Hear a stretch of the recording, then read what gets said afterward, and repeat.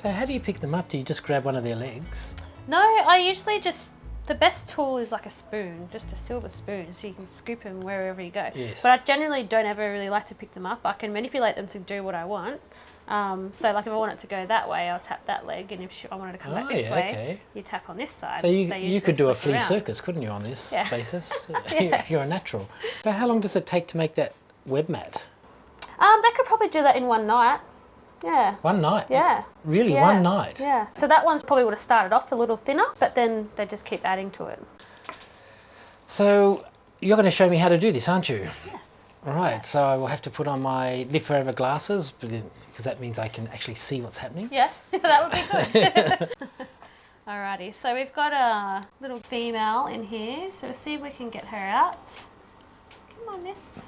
I'd hate to see the big female. Alright, so she seems to be rearing and ready to go. You should be able to just run your pipette just up and down the fangs, but particularly at the tips. Yes. I'll try and stimulate her to produce a few venom droplets. Come on, there you go, you got a big one right there. And then a little bit on this fang. Just, oh, come on, what are you doing, miss? You're right, you're right. You can feel them actually attack the end of that pipette, and she has the ability to snap the end of that pipette if we're not careful. Their fangs are large enough to pierce through a child's fingernail. Oh, really? That's how strong it is, yeah. Well, we might get some great shots of a bald man crying. You can actually hear it getting sucked up. Being a spider that only comes out during the evening, she can't see very well, so... Oh, I got some. Yeah, there you go. I would recommend everyone have a go at milking a spider. This has completely transformed my way of viewing funnel webs. I always thought they were an attractive spider. Now I'm sort of feeling something. They do become one of your favourite species of spiders. Yes. Feeding them is the thing that we'll do last. So we'll milk them first. And then calm them down with the Yeah, food. and we clean them.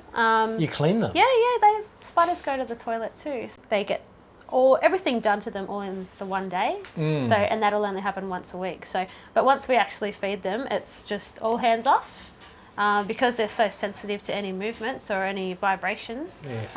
You know, you just leave them on the bench and give them hours to do what they need to do to consume their food, and then we come back later on and clean them up. So how long have you worked at the Australian Reptile Park? 7 years now. And you're their chief? Yeah. The supervisor of reptiles and spiders. It's a lot of hard work, but it's all paid off. And all the kids who you meet who say they want to work with animals or whatever, the actual number of people who get to your position are fairly small. Yeah. So there must be one of those kids. I guess any advice I can give to the kids out there is just to work hard and, you know, don't give up, and just have fun with it along the way, and just do what you love. Yeah. Well, that's Envirotube for this week. I found the funnel web fascinating. I was a bit apprehensive about milking a funnel web, and there I go, not a problem. These spiders are quite defensive and quite easy to live around. And this is the sort of thing that's happening in Sydney. Lots of work with wildlife, lots of people living with wildlife. That's Envirotube.